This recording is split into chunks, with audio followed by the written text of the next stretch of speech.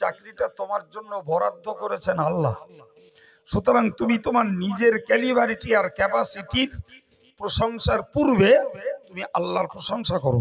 আলহামদুলিল্লাহ যে তিনি আমাকে একটা কর্ম জুটিয়েছেন। ঠিক না ভুল? আমাদের ভুল হলো যে আমরা ওইটা নিজের কৃতিত্ব, নিজের ক্রেডিট বলে মনে করি।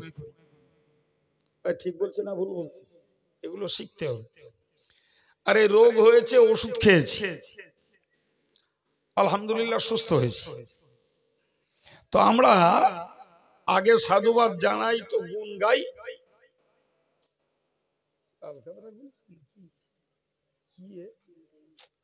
চিনি না দিস চার রং এরম হবে।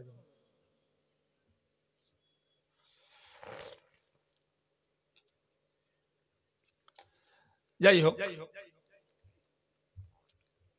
কি বলছিলাম, যে অসুস্থ হয়েছি, সুস্থ করেছে। প্রিয় ভাইরা আমার, আগে ঔষধের নাম নয়, আগে ডাক্তারের নাম নয়, আগে প্রশংসাকার। এগুলো ইমানদারের জীবনের খুবই গুরুত্বপূর্ণ জিনিস, খুবই মনে রাখতে হবে আমাদেরকে, যে ভাগ্যের ভালো এবং মন্দ দুটোই আসে কার পক্ষ থেকে? আল্লাহর পক্ষ থেকে। সুতরাং আমাদের কারোর ভাগ্যের জন্য কোনোটা যদি ভালো হয় আলহামদুলিল্লাহ, কোনোটা যদি খারাপ হয় ইন্নালিল্লাহ। নাকি আল্লাহ কোরআনে বলেছেন, মা আসাবা মিন মুসিবাতিন ইল্লা বিইذনিল্লাহ। আল্লাহ বললেন, তোমাদের জীবনের কোন মুসিবত আল্লাহর হুকুম ছাড়া হয় না।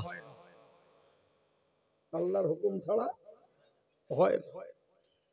ওমাই ইউমিন বিল্লাহ ইহদি কলবাহ। সুবহানাল্লাহ।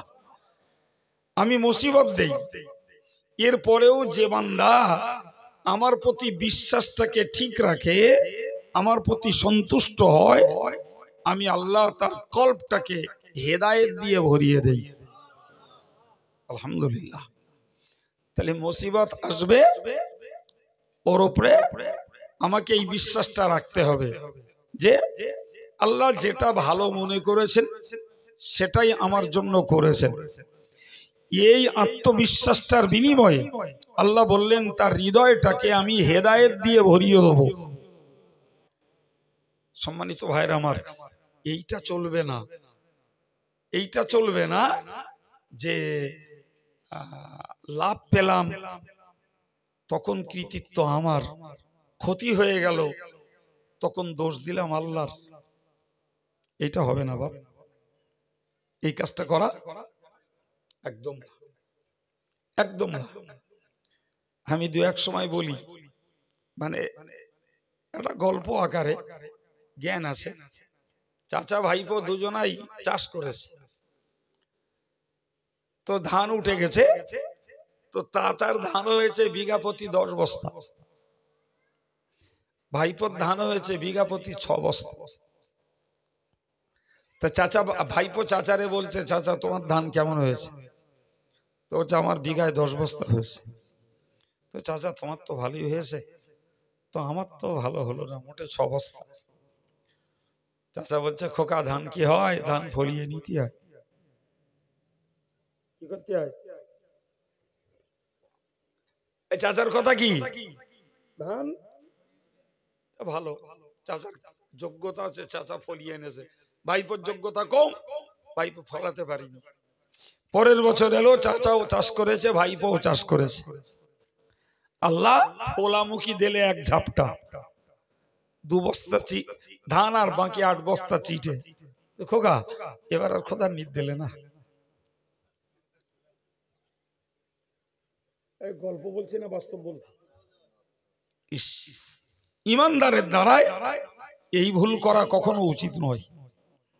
চাচার বক্তব্যটা এমন হওয়া উচিত ছিল, আলহামদুলিল্লাহ আল্লাহ ভালোই দিয়েছে বাবা, তোমার দেয়নি, ধৈর্য ধরো, আল্লাহ আবার কবে তোমার দেবে, তখন আবার আমার দেবে না। কি এটাই হলো ইমানদারের ভাষা। যেই মার খেয়েছে সেই দোষ দিচ্ছে আল্লাহ, আর যখন লাভবান হয়েছে তখন কৃতিত্ব নিজের। করা চলবে না বাপ। জি আমি কথার পৃষ্ঠে কথা বলতে যে কথা বললাম, সঙ্গে আপনাকে যেটা বলার আমার উদ্দেশ্য সেটাকে মনে রাখুন যে সবাইকে মুখস্থ করতে হবে। ভাই চেয়ে চেয়ে চেয়ে চেয়ে যেটা পাই না ওর নাম তকদির। মুখস্থ করুন আমার বাক্যটাকে। জীবনে বহুবার চেয়েছি আল্লাহর কাছে একটা কিছু, লেটেস্ট পেলাম না। ভাবতে হবে আমার ভাগ্যের জন্য আল্লাহ ওটাকে নির্ধারণ রাখেননি, আর চাইনি, কামনা করিনি, অথচ ঘটে গেছে। ওটার নাম তকদির। দেখেন না, কোন মানুষ অ্যাক্সিডেন্ট করার জন্য রাস্তায় ওঠে না বাপ। সবাই নিজস্ব সেফ গাইড, নিজের নিরাপদে সবাই চলে। আর যে যখন রোডে ওঠে বিশেষ বিশেষ কাজে, তার প্রিয়জনেরা তাকে বলে দেয় সাবধানে যাতায়াত করো। হ্যাঁ না বলেন? আব্বা ছেলেটাকেও বলে, বয়স্ক বাপ হলে যোগ্য ছেলে বাপকেও বলে। স্বামী রাস্তায় উঠলে স্ত্রীও বলে দেয় সাবধানে গাড়ি চালিয়ে। হ্যাঁ না বলেন? যে আমি শয়ে শয়ে ছাত্র বসি, যাকেই রাস্তায় তুলি তাকে বলি এই বাবা সাবধানে চলাচল করিস। এরপরেও কত খবর আমাদের কাছে আছে অ্যাক্সিডেন্টে স্পট ডেথ আছে না নাই? তো সে কি বাবু রাস্তায় উঠেছে গাড়ির তলায় পড়ার জন্য? মোটেই না। তাহলে আমাকে ভাবতে হবে যে আমি অ্যাক্সিডেন্ট করার জন্য রাস্তায় উঠিনি, ঘটে গেছে, ওটাই আমার ভাগ্যের জন্য নির্ধারণ। ওটাই আমার ভাগ্যের জন্য। আমার আল্লাহ কোরআন শরীফে বলেছেন ওমা আসাবাকুম মিন মুসিবাতিন ফাবিমা কাসাবাত আইদিকুম ওয়া ইয়াফু আন কাসীর। একটা আয়াত, বান্দা তোদের জীবনে যে বিপদ আসে এটা তোদের কর্মের ফল। কিসের ফল? তার মানে সোজা সাপটা কথায় তোদের কাজের দোষে এরম হয়। তাহলে কাজের দোষে হয় কিন্তু ঘটায় আল্লাহ। আল্লাহ পাক বললেন তবে বান্দা শোন, তোরা যদি, আমি তোদের বিপদ দিই, তোদের দোষেই দিই, কিন্তু তোরা যদি ধৈর্য ধরিস তোদের জীবনের অনেক গুনাহকে আমি আল্লাহ মাফ করে দেব। আলহামদুলিল্লাহ বলে। এটা আল্লাহর পক্ষ থেকে একটা পুরস্কার। কথা বোঝা গেল কি? আমি উদাহরণস্বরূপ একটা কথা বোঝাই। মনে করুন এক ভাইয়ের 5টা ছেলে, ওর মধ্যে একটা ছেলে বদমাইশি করেছে, তো আমার সেই ভাইটা ছেলেটাকে ধরে খুব মেরেছে। ভালো করে বোঝেন, তাহলে সে অন্যায় করেছে বলে তোমার খেয়েছে, হ্যাঁ বলেন? কিন্তু দেখবেন ওই আব্বা যখন খেতে বসছে তখন আর 4টে ছেলের খোঁজ নেয় না। কি যেটারে মেরেছে ওইটার খোঁজ নেয়, ও ভাত খেলো কিনা, কোথায় গেছে, হয়তোবা ওরে কাছে ডেকে খাওয়াচ্ছে। সুবহানাল্লাহ বলেন। এই যে নিয়ম, এটাই আমার আল্লাহর নীতি। যে বান্দারে আল্লাহ মারে ওই বান্দারে আল্লাহ গুনাহ মাফ করে। আল্লাহু আকবার। যে বান্দাকে আল্লাহ মারে ওই বান্দা কি আল্লাহ গুনাহ মাফ করে দেয়। সুবহানাল্লাহ। তাহলে বুঝতে হবে আমাদের ব্যক্তি জীবনে হোক, পারিবারিক জীবনে হোক, সামাজিক জীবনে হোক, মানব জীবনে হোক, আল্লাহ পাক যখন যে বিপদটাই দেন বান্দার উচিত কর্তব্য হলো ধৈর্য ধরা। ধরলেই গুনাহ মাফ হবে। সুবহানাল্লাহ। ধরলেই গুনাহ মাফ হবে। এটা কি? আরে বাবা তুই অন্যায় করেছিস, তোরে মেরেছি, হ্যাঁ, তার এই গুনাহ মাফ করাটা এটি অতিরিক্ত আল্লাহর দয়া। অতিরিক্ত কি? আল্লাহর দয়া। সুতরাং আমি আজকের প্রসঙ্গকে সামনে রেখে জি শুরু থেকেই একদম একদম সময় নষ্ট না করে তাজা টাটকা কিছু জ্ঞানের কথা আপনাদের মতো কোরআন হাদিসের মহব্বতকারী আলেমের মহব্বতকারী মানুষদেরকে শোনাচ্ছি। বিনিময়ে আমাদের ঈমানটা তাজা হোক, বিনিময়ে আল্লাহর প্রতি আমাদের আস্থাটা গাঢ় হোক, এবং আমরা বিপদে আপদে ভেঙে মুছড়ে না পড়ি, এটুকু আমাদের মন শক্ত হওয়া দরকার। ঠিক না বলুন? বিপদে আপদে ভেঙে মুছড়ে পড়া যাবে না। কারণ ভাই আমরা না এক চোখে দেখি। এক চোখে দেখি মানে কেমন বলেন তো? আমরা দেখি বাইরেরটা, ভিতরটা আমরা জানি না। এই জানি কি আল্লাহ পাক কখন ঝড় দেবেন, কখন তুফান দেবেন, কখন বৃষ্টি দেবেন, কখন ভূমিকম্প দেবেন, কখন আমফান দেবেন, কখন আয়লা দেবেন। আমরা বাহ্যিকটা দেখছি ক্ষয়ক্ষতি। হ্যাঁ বলেন, বাহ্যিকটা কি দেখি? ক্ষয়ক্ষতি। কিন্তু এর ভিতরটাতে কি আছে আমরা জানি না বাবু। জানেন কি? ওরে বাবু, আমাদের এই ক্ষুদ্র মাথা 5-7 জনের একটা সংসার চালায়, তাতেই খোলার পানি মালায়, মালার পানি খোলায়, এই করছি বড় বড়। আমার আল্লাহ চালান গোটা বিশ্ব। সুতরাং কোথায় বর্ষা দিতে হবে, কোথায় বন্যা দিতে হবে, কোথায় খরা দিতে হবে, কোথায় আমফান দিতে হবে, কোথায় ঝড় দিতে হবে, কোথায় সাইক্লোন দিতে হবে, আবার কোথায় ফসল দিতে হবে, ব্যাপারটা আল্লাহর। যে আমরা তো সামান্য পানি হয়েছে, তো সব জায়গায় না, বিস্তৃত এরিয়া জুড়ে হয়েছে, তাতেই আমরা আমাদের ক্ষয়ক্ষতির চিন্তা ভাবনা বা কাজের হ্যাম্পার ভাবছি। আমেরিকায় তুমুল বন্যা হচ্ছে, এখন তুমুল বন্যা হচ্ছে। কথা কিছু বুঝতে পারছেন? এই কদিন আগে আমাজনে দাবানল জ্বলছিল আমেরিকায়, বিরাট ক্ষতি হয়েছে। সে আগুন নেভাতে পারেনি, সে আগুন এখনো নিভিনি, এদিকে বন্যা শুরু হয়েছে। এখন আমেরিকার বন্যা আর দাবানল আর জাপানের ভূমিকম্প আর ইন্দোনেশিয়ার জলোচ্ছ্বাস, সব ফয়সালা কার? আর বিশ্ব জুড়ে করোনা, ও ফয়সালা কার? আল্লাহ। জি, মনে রাখবেন, এগুলো আমাদের দোষে আল্লাহর দেয়া ফয়সালা। আবার আল্লাহ নিজেই আমাদের উপরে চাপিয়েছেন আর একটা বাহ্যিক জিনিস। যেমন ধরুন, আমাদের সমাজে নেই, কিন্তু কোরআনের ইতিহাস থেকে জ্ঞানটা আছে। আল্লাহ বললেন, বান্দা কুতিবা আলাইকুমুল কিতাল ওয়া হুয়া কুরহুল লাকুম, তোদের জন্য যুদ্ধ ফরজ করা হয়েছে। কি ফরজ করা হয়েছে? যুদ্ধ। ভাই যুদ্ধ ধরুন, আমি ধরে নিলাম মুসলমানদের সঙ্গে কাফেরদের, মুসলমানদের সঙ্গে মুশরিকদের, মুসলমানদের সঙ্গে ইহুদিদের, মুসলমানদের সঙ্গে খ্রিস্টানদের, মানে যত বিরোধী ধর্মের লোক আছে এদেরই সঙ্গে তো যুদ্ধ। একদিকে কেবল মুসলমান, আর একদিকে তারা বহুজাতিক বাহিনী একসঙ্গে, অথবা ভিন্ন ভিন্ন দল একসঙ্গে।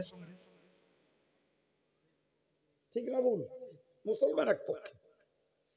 এরপরেও বলুন তো, আল্লাহ বললেন যুদ্ধ ফরজ করা হয়েছে।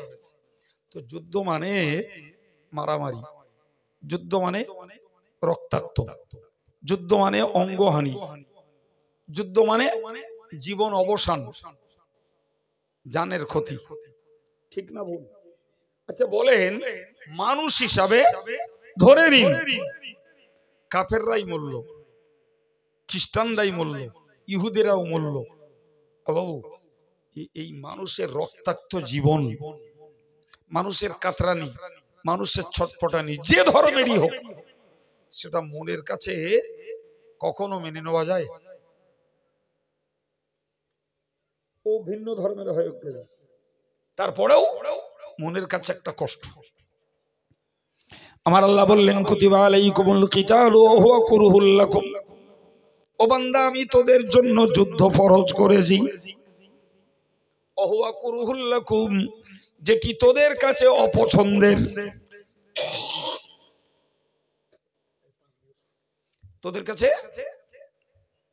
ঠিক না ভুল? কিন্তু জানিস বান্দা, আসান তাকরাহু শাইয়্যান ওয়া হুয়া খায়রুল লাকুম, এমন অনেক জিনিস আছে তোরা অপছন্দ করিস, কিন্তু সেটা না তোদের জন্য ভালো। একটু জোরে বলেন। তোরা মনের কাছে মানিয়ে নিতে পারিস না, তোদের ব্রেন ক্যাচ করে না, তোদের বুদ্ধির সঙ্গে মেলে না, অথচ আমি আল্লাহ বলছি সেটি তোদের জন্য, জোরে বলেন, কি ভালো। উদাহরণস্বরূপ আমি দুটো কোরআন থেকে আপনাকে উদাহরণ শোনাচ্ছি। ভাই, আল্লাহ পাক কোরআনে বলেছেন, ওয়াকাতিলুহুম হাত্তা লা তাকুনা ফিতনা ওয়া ইয়াকুনা আদ-দীনু কুল্লুহু লিল্লাহ। কি বলেছি বাবা? আয়াতটার মানে বুঝুন। আচ্ছা, আপনাদের কষ্ট হচ্ছে নাকি? আল্লাহ বললেন ওয়াকাতিলুহুম, এই কাফের মুশরিক বেঈমানদের সঙ্গে লড়াই করো, হাত্তা লা তাকুনু ফিতনা, ততদিন লড়াই করো যতদিন সমাজে শিরক চলে। কি চলে? যতদিন শিরক চলবে ততদিন লড়াই করে যাও। যেদিন দেখবে আর শিরক করার কেউ নেই, আর লড়াই করতে হবে না। সুবহানাল্লাহ বলে। তাহলে এই আয়াত থেকে প্রমাণিত হয় শিরকের মূল উৎপাটন করার জন্যই লড়াই। আরেকবার বুঝুন, শিরকের মূল উৎপাটন করার জন্যই লড়াই। আল্লাহ বললেন শিরককে উৎখাত করো, ওয়া ইয়াকুনা আদ-দীনু কুল্লুহু লিল্লাহ, तमाम পৃথিবী ধর্মটা হয়ে যাক আল্লাহর জন্য। এখন বলুন, শিরক উৎখাত করতে যে যদি লড়াই হয়, তাহলে প্রাথমিক পর্যায়ে মুশরিকরা মুসলমানদের বিরুদ্ধে লড়াইয়ের ময়দানে নামলো। এখন আল্লাহর হুকুম, মুসলমানদের হাতে মুশরিকরা মরলো। দেখতে খারাপ, অঙ্গহানি, কাতরাচ্ছে, রক্তে মাটি ভিজে যাচ্ছে, কিন্তু ওই যে দু চারটে মরলো না, এরপরে শয়ে শয়ে হাজার হাজার শিরক ছেড়ে দিয়ে তাওহীদের পথে চলে এসে পড়ে নিল লা ইলাহা ইল্লাল্লাহু মুহাম্মাদুর রাসূলুল্লাহ। বিনিময়ে এই মানুষগুলো জান্নাতি হয়ে গেল। কথা ঠিক না বলুন? তাহলে এই কড়ার জীবন গেছে বটে, কড়ার জীবন গেছে, কিন্তু ওই দলীয় হাজার হাজার জান্নাতের পথ বেছে নিতে পেরেছে। বিবেক দিয়ে বিচার করে বলুন, বাহ্যিকভাবে যুদ্ধটা খারাপ, কিন্তু এর ভিতরে রহস্যটা, সুবহানাল্লাহ বলেন, এই সিদ্ধান্ত কার? আমি আরেকটা উদাহরণ দিচ্ছি আপনাকে। কোরআনে আল্লাহ বলেছেন, ওয়ালাকুম ফিল কিসাসি হায়াতুন, শান্ত পরিবেশ, একদম মনের মতো করে কথা বলছি। আল্লাহ বললেন, তোমরা হত্যার বিনিময়ে হত্যা করো। কি বললেন?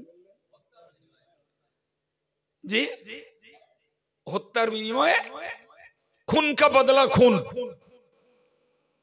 হত্যার বিনিময়ে হত্যা।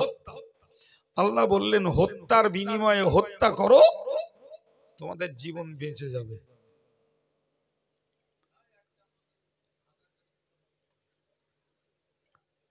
কিন্তু ওই যে একটা মারা হচ্ছে, যাদের কুটবুদ্ধি মার্কা মাথা, তারা কি বলবে বলেন দিন, যে আল্লাহর এই কি বিচার, একটা তো গেছে ফের আর একটা দিলে, এটা কোনো বিচার হলো? কিন্তু আমার আল্লাহ কি বলেছেন, হত্যার বিনিময়ে হত্যার মধ্যে তোমাদের জীবন রয়েছে। চিল্লে বলেন সুবহানাল্লাহ। তার মানে কেউ যদি কাউকে খুন করে, আর খুনের বদলে যদি তাকে খুন হতে হয়, ও খুন কেউ করতে যাবে সহজে? আলহামদুলিল্লাহ, এটাই হলো আমার আল্লাহর হিকমত। এটা কি আল্লাহর হিকমত, যে হত্যার বিনিময়ে হত্যা, এটাই হলো ইসলামী বিচার ব্যবস্থা। এই বিচার ব্যবস্থার বিনিময়ে দেশ থেকে খুন উঠে যাবে। কিন্তু বাহ্যিকটা দেখছি একটার বিনিময়ে আর একটা যাচ্ছে, মানে খারাপ লাগছে, কিন্তু এর অভ্যন্তরীণটা আল্লাহ বললেন, আমি আয়াত দিয়ে আয়াত বোঝাচ্ছি। আসা আন তাকরাহু শাইয়াও ওয়া হুয়া খায়রুল লাকুম। এমন অনেক জিনিস ঘটে যেটাকে তোমরা অপছন্দ করো, অথচ তার মধ্যে তোমাদের জন্য ভালাই রয়েছে। আল্লাহর কথা যুক্তি আছে না নাই? ভালাই আছে না নাই? আবার বললেন ওয়াসা আন তুহিব্বু শাইয়ান ওয়া হুয়া শাররুল লাকুম। আল্লাহ বললেন ওয়াসা আন তুহিব্বু শাইয়া, তোমরা কিছু জিনিস পছন্দ করো অথচ সেটি তোমাদের জন্য খারাপ। তোমাদের ভালো লাগছে কিন্তু তার ভিতরটা খারাপ, যেটি বোঝার ক্ষমতা তোমাদের নেই। সত্যিকারের কথা বলুন, জি, এই ঝড় তুফান, প্রাকৃতিক দুর্যোগ, বিপর্যয়, এগুলো সত্যি আমাদের দেখতে খারাপ লাগে, আমাদের দেখতে ভালো লাগে না। আপনি বলেন করোনার পিরিয়ডে যখন পাইকারি হারে লোক মরছিল, আপনি জানেন সারা পৃথিবী জুড়ে প্রায় 1,05,00,000 মানুষ মারা গেছে। কত বললাম বাবু? 1,05,00,000। জি, শুকরিয়া আল্লাহর দরবারে যে কম মরে তা মুসলমানরাই কম মরেছে, কম মরে তা যারা আল্লাহর উপরে ভরসা করে খোলামেলা চলেছে এরাই কম মরেছে। আর যারা বাঁচার জন্য যত প্রোটেক্টেড হয়েছে তাদের মরণটাই বেশি হয়েছে। এখন বলুন বাবু, ওদের কথা বাদ দেন, আমাদের কথা যদি ভাবি, আচ্ছা ওই পিরিয়ড যখন চলছিল তখন দোয়ার মজলিস, তওবার মজলিস, জি, সবরেসানির মজলিস, এগুলো বেশি হল না কম হল? তাহলে বাইরে দেখা যাচ্ছিল বিষয়টা খুব খারাপ, কিন্তু একজন ইমানদার মুসলমান ওই পিরিয়ডটাকে নিজেও তওবা করেছে, হুজুর ডেকে দোয়া করিয়ে এনেছে, কেউ তাবিজ করিয়ে এনেছে, কেউ পানি পড়া এনেছে, জি, আর এইভাবে দোয়ার মজলিস তৈরি করেছে।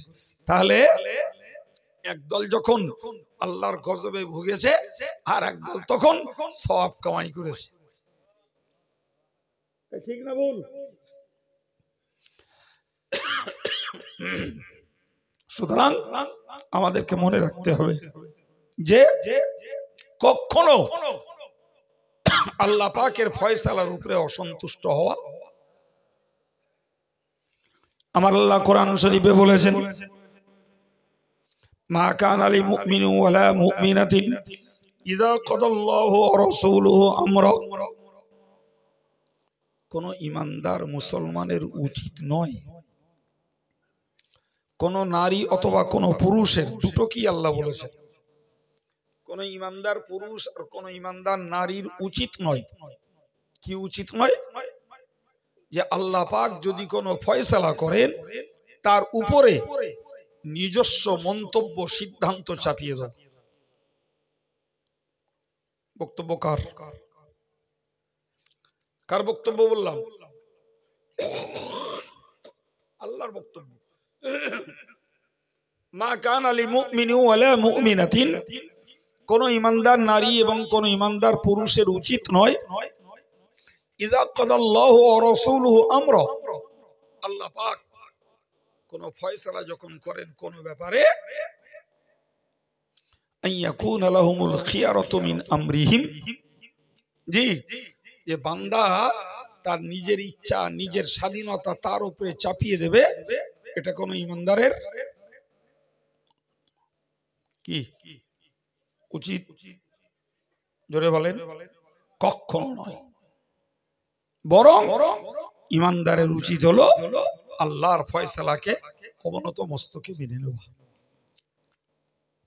এই প্রসঙ্গে একটা ঐতিহাসিক তত্ত্ব শুনুন। ভাই এই আয়াতটার পিছনে একটা রহস্য আছে, খুব ভালো রকম। রহস্যটা হলো রাসূলুল্লাহর একটা পোষা ছেলে ছিল, যার নাম জায়েদ। কি নাম বলেছি? রাসূলের পোষা ছেলে। তো ছেলেটা যখন বিয়ের লায়ক হলো, পালক পিতা নবী, নবী তাকে বিয়ে দেওয়ার জন্য একটা মেয়ের সিদ্ধান্ত নিলেন। মেয়েটার নাম জয়নাব। কি নাম? জয়নাব। এখানে এই জায়েদ হলো দাস, চাকর, গোলাম, আর জয়নাব হলো একটা স্বাধীনা মেয়ে। আবার জায়েদের তুলনায় জয়নাবের দেখতে ভালো। তো রাসূল যখন জয়নাবকে প্রস্তাব দিলেন যে আমি ইচ্ছা করছি জায়েদের সঙ্গে তোমার বিয়ে দেবো, জয়নাব এবং তার ভাইয়ের নাম আব্দুল্লাহ, দুই ভাই বোনই রাসূলের কাছে অসম্মতি জানালো। রাসূলের প্রস্তাবকে মেনে নিল না। জয়নাবও ওই ছেলের সঙ্গে বিয়ে করতে রাজি নয়, তার ভাই আব্দুল্লাহ ওই ছেলের সঙ্গে বোনকে বিয়ে দিতে রাজি নয়। আল্লাহ পাক যখন এই আয়াত নাজিল করলেন যে আল্লাহ যখন কোনো ফয়সালা দেন, কোন ইমানদার নারী পুরুষের উচিত নয় তার উপরে নিজের সিদ্ধান্ত প্রয়োগ করা। সুবহানাল্লাহ বলেন। ফলে জায়েদ আর জয়নাব দুই ভাই বোন যে রাসূলের কাছে রাজি হলো, বলল হুজুর আপনার মতামতের সঙ্গে আমরা সহমত পোষণ করলাম। আল্লাহু আকবার। বিয়ে হয়ে গেল। ফালাম্মা কদা যাইদুম মিনহা ওয়াতারান। এরপরে জায়েদ জয়নাবকে নিয়ে কিছুদিন ঘর করলো। ঘর করার পর জয়নাবের সেই রোগ কেটে উঠল। কি রোগ? জায়েদ দাস, জায়েদের দেখতে ভালো না, ওই রোগ কেটে উঠল। ফলে স্বামীর প্রতি অনীহা, অবজ্ঞা। তো জায়েদ রাসূলকে যে বললেন, ইয়া রাসূলুল্লাহ, জয়নাব আমার প্রতি সন্তুষ্ট না, সেজন্য আমার ঘর করতে মানসিকভাবে খুশি না। তো রাসূল বললেন তুমি তালাক দেবে? তো জায়েদ বলল জি হ্যাঁ তালাক দেব। জায়েদ মেয়েটাকে তালাক দিল। জি, যেই জায়েদ স্ত্রীকে তালাক দিল, ইদ্যত পেরিয়ে গেল, আল্লাহ বললেন নবী ওই জয়নাবের সঙ্গে আমি তোমার বিয়ে দেব। কেসটা বোঝা যাচ্ছে কিছু? কার সঙ্গে? ওই জায়েদের তালাক প্রাপ্তা স্ত্রীর সঙ্গে আমার নবীকে বিয়ে দেবেন। কে? কোরআন শরীফে স্পষ্ট আল্লাহ বলেছেন যাওয়াজনাকা, আমি আল্লাহ বিয়ে দেব ওই জয়নবের সঙ্গে তোমাকে। রাসূল পাক সাল্লাল্লাহু আলাইহি ওয়াসাল্লাম এবার টেনশনে পড়লেন। টেনশনটা কি? টেনশনটা হলো এটাই যে প্রথমত জায়েদ আমার পোষা ছেলে, আমি যখনই তাকে বিয়ে করব লোকে বলবে জায়েদ তার তালাক দেওয়া ছেলের বউরি বিয়ে করেছে। আর দু নম্বর হলো লোকে এটাও বলবে যে নিঃসন্দেহে মুহাম্মদ বিয়ে করার জন্য ফুঁসলিয়ে জায়েদকে তালাক করিয়েছে। নাউজুবিল্লাহ। দুটো কথাই যুক্তিসঙ্গত, ঠিক না ভুল? আমার আল্লাহ এক কথায় বললেন আল্লাহু আহাক্কু আন তাকসান। এই নবী তুমি শোনো, তুমি মানুষকে ভয় করছো, তোমার কাছে ভয়ের উপযুক্ত সত্তা হলাম আমি আল্লাহ। সুবহানাল্লাহ বলেন। ওই লোকে কি বলবে ওই ভয় তুমি করো না। লোকে তোমার বিরুদ্ধে কি করবে, লোকে তোমার বিরুদ্ধে কি গালি দেবে, লোকে তোমার বিরুদ্ধে কি সমালোচনা করবে, লোকে তোমার বিরুদ্ধে কি শত্রুতা করবে, লোকে তোমার বিরুদ্ধে কি অপপ্রচার করবে, ওইসব ভয় তুমি করো না। ভয় কাকে করো? জোরে বলো কাকে? আমি আল্লাহকে ভয় করো। আমি আল্লাহকে ভয় করো। আমি আল্লাহর জন্য তুমি কাজ করো। লোকের মিথ্যাচার, লোকের সমালোচনা, লোকের অপপ্রচার, ওসব ভয় করার তোমার দরকার নেই। বাবু এতে আমাদের জন্য শিক্ষা আছে না নাই? জোরে বলে। আরে বাবা, এই মাদ্রাসাটা চলছে, খোঁজ করলে দেখা যাবে এর এগেনস্টেও কারোর কুটকুটুনি আছে না নাই? জামিয়ার মতো অত বড় প্রতিষ্ঠান চলছে, তার বিরুদ্ধেও সুড়সুড়ি দেওয়ার কত লোক আছে। আর ব্যক্তিগতভাবে আমাদের বিরুদ্ধে, জামিয়ার বিরুদ্ধে গোপনে না প্রকাশ্য তোলপাড় চলছে একদল তথাকথিত ভেকধারী মোল্লা মৌলবীদের কাছে। ঠিক না ভুল? ওই যারা ইউটিউব চালায় ওরা ভালো জানে, ওরা ভালো জানে। আচ্ছা, আপনারা ভাবেন আমি ওসব দেখি না আর আমার নি ওসব। আচ্ছা, আপনারা জামিয়াতে 3 তারিখে কেউ গিয়েছিলেন? লোক হইলো বেশি জি, এক কুচক্কুরে ও মানে প্রথম দিন অথবা দ্বিতীয় দিন ওই অন্ধকারের দিককারটা ছবি তুলে ফেসবুকে ছেড়ে দিয়েছে, আমার বিরুদ্ধে লিখেছে। সেখানে কি লিখেছে? যে মুর্শিদের অহংকারে লোক জামিয়ামুখ হয়নি, ময়দান খালি। আমি তো জানি না, আমার যে দেখেছে সে গল্প করলো, তো বলে হাসছে। আমি বললাম তা আপনি কি বললেন? তা আমি পাশে এই জামিয়া 3 তারিখের ছবি একটা দিয়ে দিস, দে তারে বলিছি যে লোকে মিথ্যে কথা বলে, তো এরকম মিথ্যে কথা বলতে শোনা যায় না ভাই, এই তোমার দিয়েই শোনা গেল। আপনি বলেন এই হিংসার শেষ আছে? সেও বলো হুজুর, বলো সেও বলো হুজুর। লজ্জা। তোর আল্লাহর নবীকে বললেন, নবী তোমার সঙ্গে জয়নবের বিয়ে হলে ওরা গালি দেবে না সমালোচনা করবে না তোমাকে চরিত্রহীন বলবে, তুমি ওদের ভয় করো না, ভয় আমাকে করো। সুবহানাল্লাহ। বলে ঠিক এই আয়াত পাকি নবীর জন্য প্রযোজ্য হলো। যায়েদ আর জয়নাব আর আব্দুল্লাহ ভাই বোন নবীর ফয়সালাকে তারা উপেক্ষা করছিল প্রথম, মনে আছে তো? পরে আয়াত নাজিল হলে পরে যায়েদ আর জয়নাব 2 ভাই বিয়েতে রাজি হয়ে গেলেন। ঠিক একই আয়াত। আমার নবী প্রথমত জয়নাবের সঙ্গে বিয়েতে অসম্মতি জ্ঞাপন করছিলেন, লোকে বদনাম দেবে, কিন্তু আমার আল্লাহ বললেন, নবীরে আমি আল্লাহর ফয়সালা যেটা, ওর উপরে তোমার কথা চলবে না। তোমার প্রস্তাবের উপরে যায়েদ আর জয়নাবের প্রস্তাব যেমন চলবে না, চলিনি, আমি আল্লাহর প্রস্তাবের উপরে তোমার প্রস্তাবটাও চলবে না। সুবহানাল্লাহ বলেন। নবীর আর কিছু করার আছে? সেই মেয়ের সঙ্গে নবীর বিয়ে হলো, সেই মেয়ের সঙ্গে নবীর বিয়ে হলো।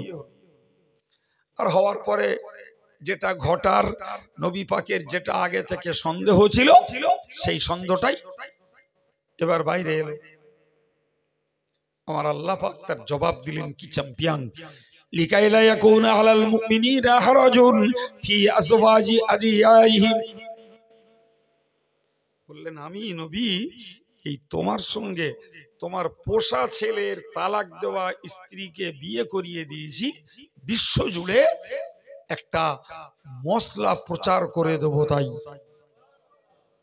কি সেটা হলো যে বাপের নিজের ঔরসের ছেলে সে যদি তার স্ত্রীকে তালাক দেয়, তাহলে বাপ ওই বৌমাকে বিয়ে করতে পারে না, ওটা হারাম। কিন্তু পালক পিতা সে তার পোষা ছেলের তালাক দেওয়া স্ত্রীকে বিয়ে করতে পারে, এটা মোমেন মুসলমানের জন্য কোনো সমস্যা নয়।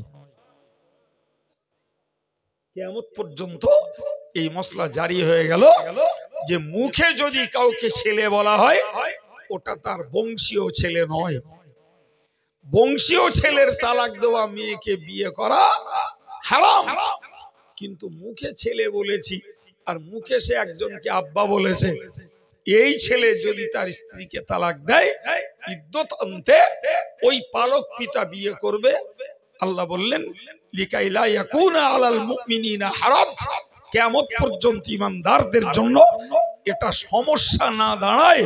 তাই তোমার পোষা ছেলের ইস্তালাক দেওয়া স্ত্রীর সঙ্গে তোমার বিয়ে করিয়ে দিয়ে এই সমস্যাটাকে আমি কিয়ামত পর্যন্ত সমাধান করে দিলাম। আপনি বলেন বাহ্যিকটা কিরকম আর ভিতরটা কিরকম, পার্থক্য আছে না নাই? তো আমরা বুঝি আমাদের ক্ষুদ্র ব্রেনে বাহ্যিকটা বাপ, ভিতরটা আমরা বুঝি না, ভিতরটা আমরা বুঝি না। এই জন্য আমরা বেশ আলফাল বকে ফেলি। এই হ্যাঁ বলেন ঠিক না ভুল? আমরা অনেক আলফাল বকে ফেলি। জি, বিশ্বাস করুন, আল্লাহ পানি দিলেন, এমনও মুসলমান আছে বলে ফেলে যে আল্লাহ পানি দেওয়ার সময় পাইনি। বলে না, বলে না। তো তুমি যে ওই কথাটা বললে বাবা, তো তুমি তো এই কথাটা আল্লাহর ফয়সালার উপরে চাপিয়ে দিচ্ছ। অথচ আল্লাহ কোরআনে বলেছেন ইয়া আইয়ুহাল্লাযীনা আমানু লা তুকদ্দিমু বাইনা ইয়াদাইল্লাহি ওয়া রাসূলিহি ওয়াত্তাকুল্লাহ। হে ঈমানদার, তোমরা লা তুকদ্দিমু বাইনা ইয়াদাইল্লাহি ওয়া রাসূলিহি, আল্লাহ এবং রাসূলের কোন সিদ্ধান্তের আগে তোমরা বেড়ে যেও না। আল্লাহ আল্লাহ রাসূলের সিদ্ধান্তের আগে তোমরা, সুদকে আল্লাহ হারাম করেছেন, তোমরা দাদাগিরি করে ওটা জায়েজ করার চেষ্টা করো না। পর্দাটাকে আল্লাহ ফরজ করেছেন, তোমরা দেশকালের হাওয়া তুলে নারীদেরকে বেপর্দায় যত্রতত্র প্রকাশ করিও না। কথা বুঝে আসছে কি? সুতরাং যদি এরূপটা করো তাহলে আল্লাহ আল্লাহ রসুলের হুকুমের উপরে তোমাদের দাদাগিরি আর মাতব্বরি করা হবে। এটি কখনো ইমানদার মুসলমানের জন্য তো শোভনীয় নয়, আর টোটাল মানব জাতির জন্য এটা শোভনীয় নয়, বরং এটা মানুষের জন্য বিপজ্জনক, ইমানদারের জন্য ইমান এবং আমলের ক্ষতিকর। প্রিয় ভাইরা আমার, আমি একদম নিরলস ভাবে ঠাসা কথায় আপনাদেরকে কিছু জ্ঞান চর্চা করলাম, যে জ্ঞানগুলো আমাদের ইমানের জন্য, ধৈর্যের জন্য এবং অন্তরের মজবুতির জন্য উপকারে আসবে বলে বিশ্বাস করি। ঠিক না ভুল? আল্লাহ আমাদের জন্য কবুল করেন, বলুন আমিন। আর একটু মহব্বত করে বলেন আমিন। দুরূদ শরীফ। আল্লাহুম্মা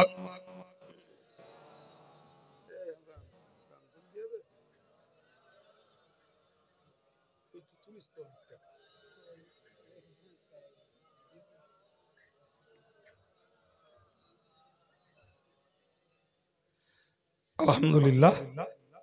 ভাই আমি তো এসে যখন দেখছিলাম প্রথম অবস্থায়, আমি উঠে দোয়া করে দেওয়া ছাড়া রাস্তা নেই। তো মাশাআল্লাহ এখন তবু যাই হোক একটা মজলিস বলে মানিয়েছে। এই ঠিক কিনা? আল্লাহ কবুল করুন, বলুন আমিন। তো আমি আলোচনা আর বাড়াবো না। প্রতি বছরই আপনাদের কাছে ঘণ্টাখানিক আলোচনা করি, তারপরে একটু মাদ্রাসার উন্নয়নে, তারপর আগামী বছর এই মজলিসের উন্নয়নে তাবারুকের জন্য একটু হাত পাতি। যদিও আগামী বছর হয়তো আল্লাহ চায় তো এই তারিখে রোজা হবে। জি, কর্তৃপক্ষ আবার ভাববে জলসাটা কিভাবে কোন দিকে নিয়ে যাবে সেটা পরের প্রশ্ন, কিন্তু জলসাটা তো হতে হবে নাকি? তা বন্ধ হয়ে যাবে? এই জোরে বলেন, বন্ধ করে দেবেন? রোজা পড়ছে বলে বন্ধ হয়ে যাবে? 3 বছরটা রোজায় পড়ে যাবে কি 2 বছর রোজায় পড়ে যাবে? যাই হোক, জি মাদ্রাসাও বন্ধ হবে না, মাহফিলও ইনশাল্লাহ বন্ধ আগে করি পরে করি করতে হবে বাবা। তো আমি আপনাদের কাছে আন্তরিকভাবে দাবি রাখছি, কারা পারেন 1000, 500, 200, 100 যিনি যেমন পারেন মাদ্রাসার উন্নয়নে একটু সহযোগিতা হাত বাড়ান। আর তাবাররুকের জন্য এখানকার ছেলেরাও যথেষ্ট উদ্যোগী,